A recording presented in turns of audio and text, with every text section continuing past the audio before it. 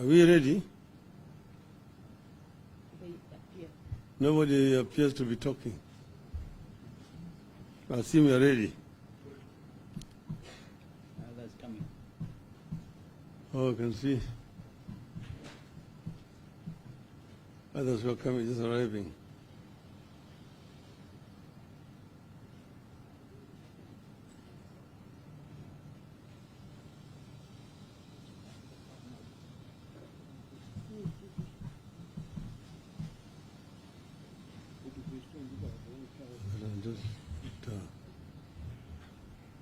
So we can go?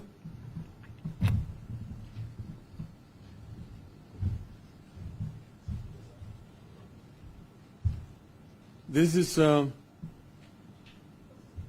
statement regarding the proceedings which are going on in Parliament about IEBC commissioners. And we are saying that order must stop revenge mission against IEBC commissioners. When the Supreme Court made this contemptuous ruling on the 2022 presidential election, we said we strongly disagreed, but accepted it in the interest of furthering the rule of law, stability, and healing of our nation. Since we made that concession, the Uda administration has proceeded on a path of impunity, witch hunt, and revenge. Their target has been the institutions and individuals the regime thinks did not dance enough to its tunes during the campaigns. The regime has also targeted those it believes it cannot trust to dance to the Uda's tune in 2027 elections.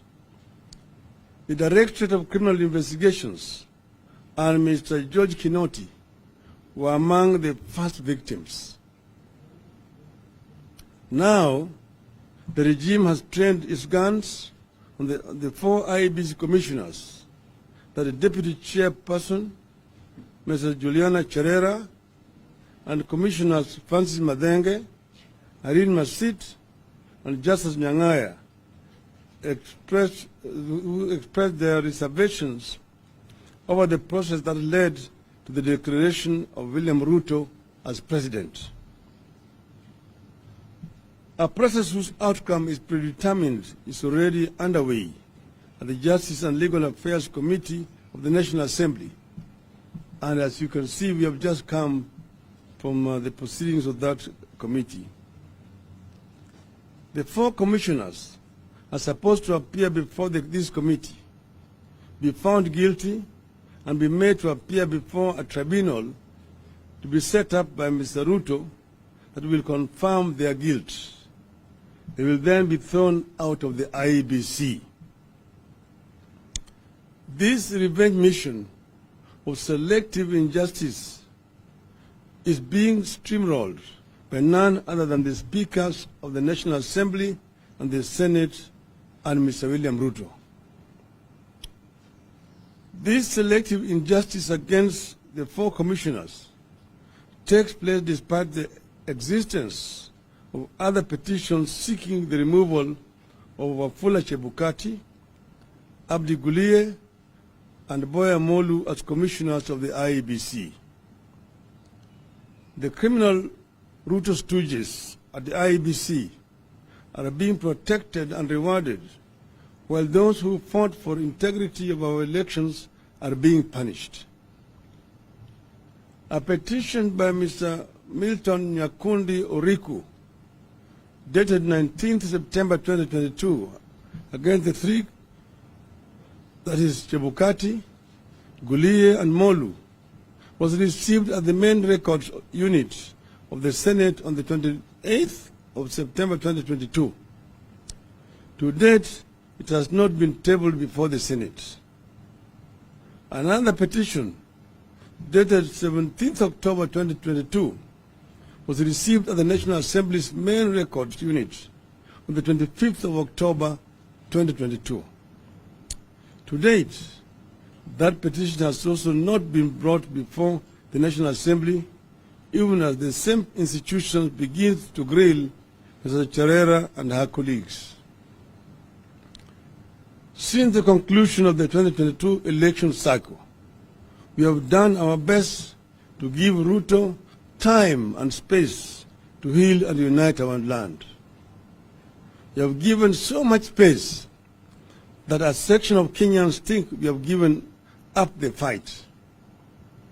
Unfortunately, Ruto too seems to think that we have surrendered.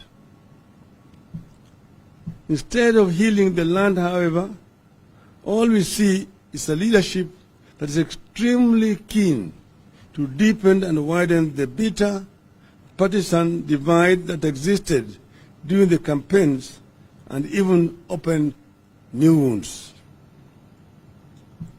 As the country faces monumental challenges, the leadership is consumed with exacting revenge and laying ground for stealing of elections in 2027. That is what the case against Cherera and her team is about. The Musketeers, that is Chebukati, Molu, and Gulie, have sworn not to hand over to Mr. Cherera and her team. That is why there is a rush on the 4 commissioners to ensure Chebukati has no one to hand over to come January. The Ruto administration supports this conspiracy because it wants to pick a set of user-friendly commissioners to complete the capture of IBC for the 2027 elections.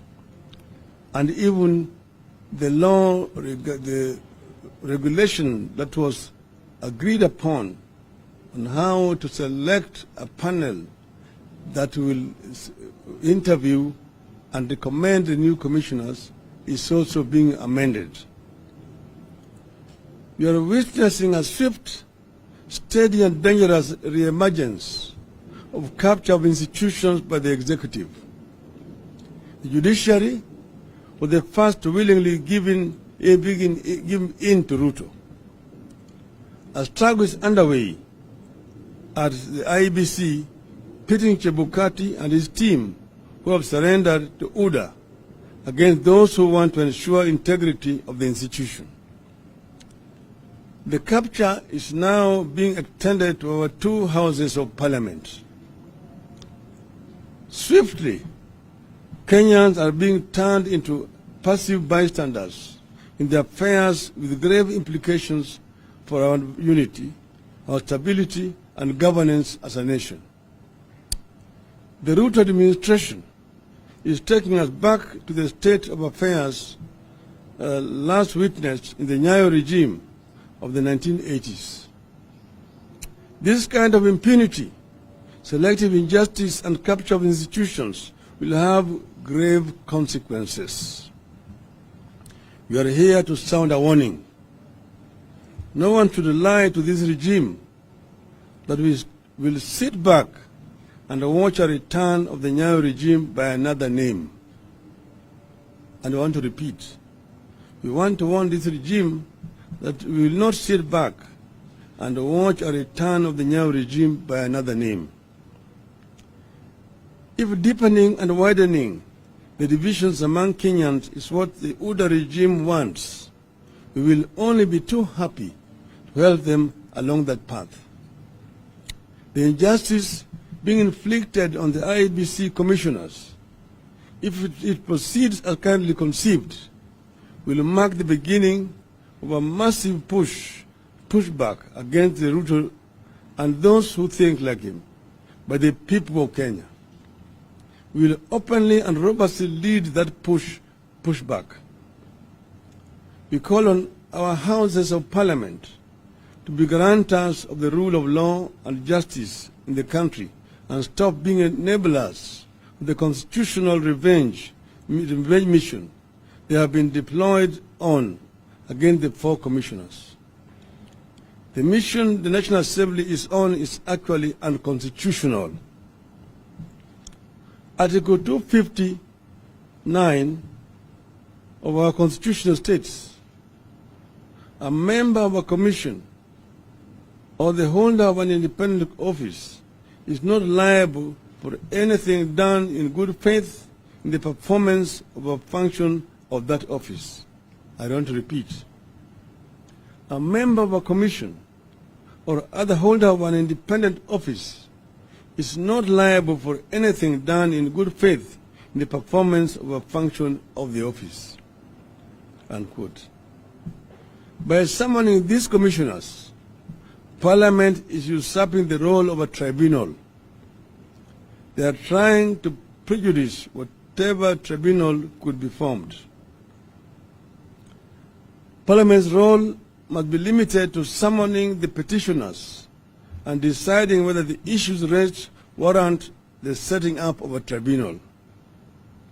In any case, the conduct of the Commission was part of the election petition. None of the commissioners was found to have committed any offense. Only Chebukati was found to have acted unilaterally. This probe is therefore politically motivated. It is a continuation of the witch hunt mission that Ruto is on. It will turn into a nasty partisan fight at a time we need to unify the country and tackle our problems. In fact, we advise the commissioners to boycott it in the interest of constitutionalism and rule of law. This country wants to move on. UDA must allow it to move on. With all the problems Kenyans are going through, a focus on punishing 4 commissioners who did not agree with their chairman is trivial, vindictive, and vile. It must stop. It will not end well. End of the statement. Thank you. Now, I have with me here my other colleagues, and I want to invite them to say a few words, because we are dealing with a very monumental issue, a matter of grave national importance. Where we are standing on a precipice. And as I've mentioned in my statement, Kenyans will not take this lying down. Maybe you want to start with Professor. I thought the thing was so good you didn't want anything.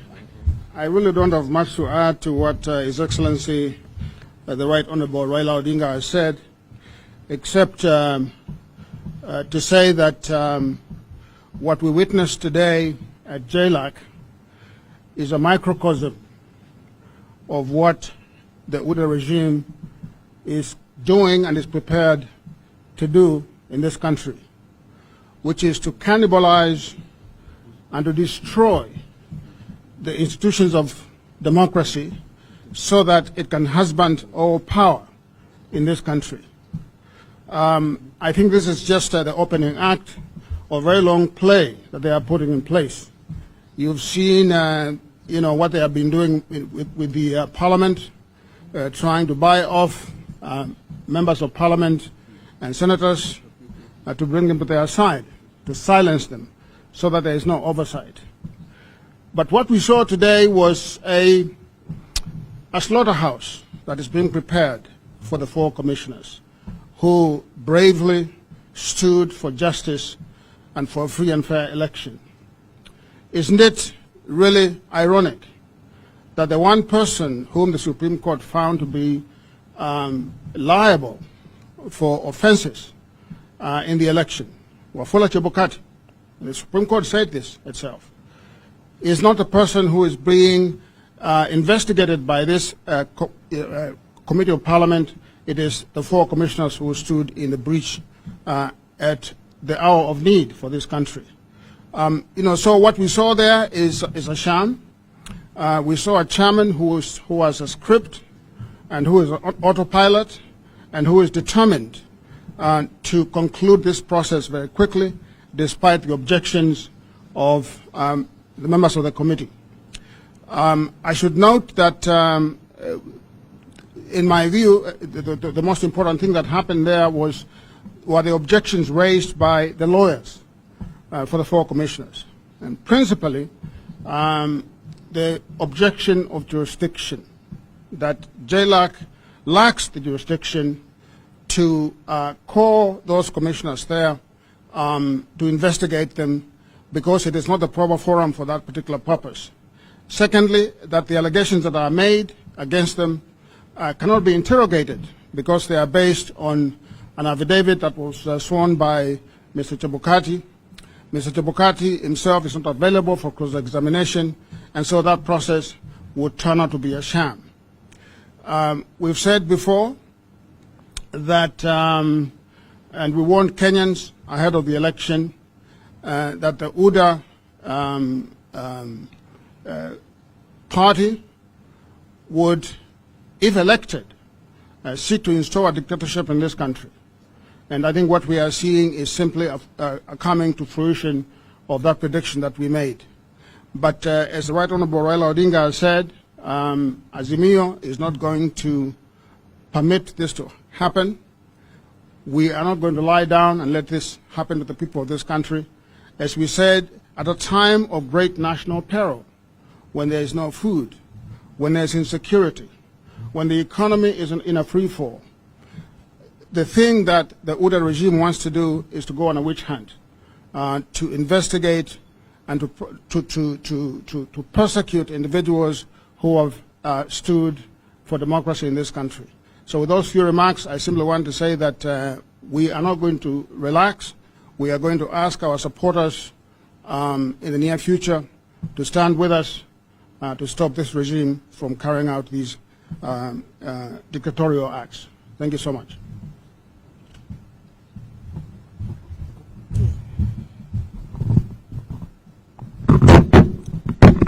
Very briefly, to remind William Ruto, he is acting outside of the law.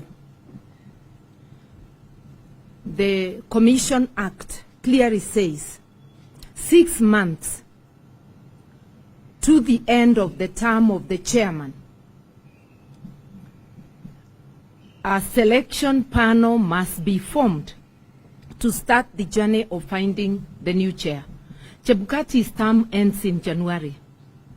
And instead of forming a panel, William Ruto is busy trying to have the act amended so that he can have a selection panel that will create a commission after his own heart.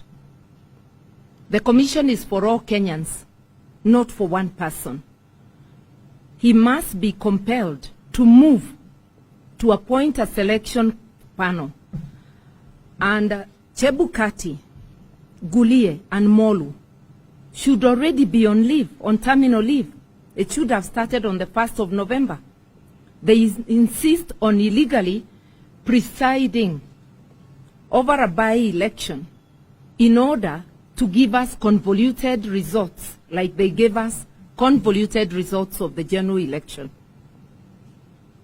We will not tire to remind Kenyans that if we drop our vigilance, we are in for a ruthless dictator than we have ever seen and than that has not been witnessed in this region. We are therefore saying time is up. Let's have a panel for selecting another 3 commissioners of the IEBC, and let the commissioners whose term is unexpired take over IEBC. This witch hunt in Parliament is intended to prevent the 4 commissioners, and especially the deputy chair, from taking over as provided by the law. It is totally a travesty of justice. And once again, let Kenyans of goodwill stand together to stop this. And just if we were to accept their convoluted figures, may they remember that according to their figures, 6.9 million Kenyans do believe that the 4 commissioners who are a majority stood for what is right. and that the 3 commissioners led by Chebukati are the rogue commissioners whose term has ended. They should go home and let Kenyans move forward with commissioners selected from among people of integrity to lead this nation to the next phase. We want to encourage the 4 commissioners to act within the law. They are the majority. They should do what is right for this country. Thank you. Yes. In fact, I wanted to reserve my comments after listening to what my colleagues here, led by Brother Raila, have said. But perhaps to summarize it, impunity, politically motivated persecution of the commissioners,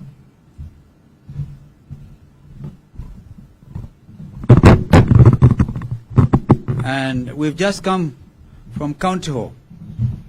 We sat there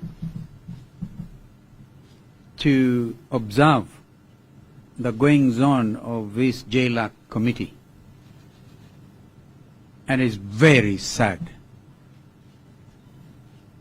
When we left, they retreated to go and decide whether they had the jurisdiction or not. You see people following a script.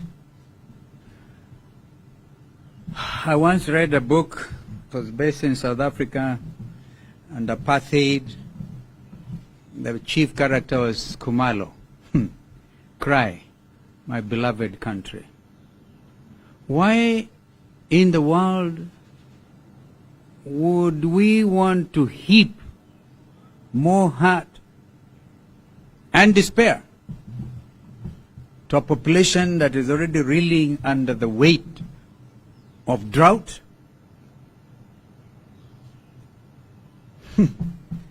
compounded by GMO politics, GMO, without any public participation? And here I want to thank the Catholic Church for beginning to show leadership.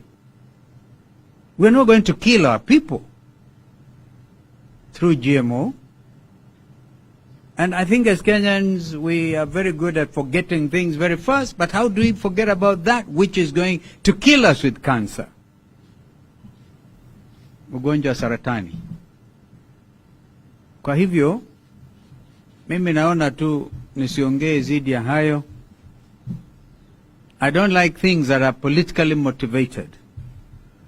And therefore impeachments, Kenyans remember, politically motivated impeachment at the Senate, and this is what is being worked out.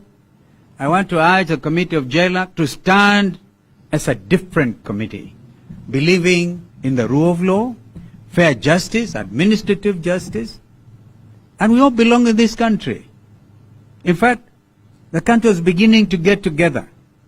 But it looks like our friends want to take Kenyans back to the streets. Kenyans would have wanted a peaceful Christmas. But why are you doing this to our country? Cry, my beloved Kenya. Thank you.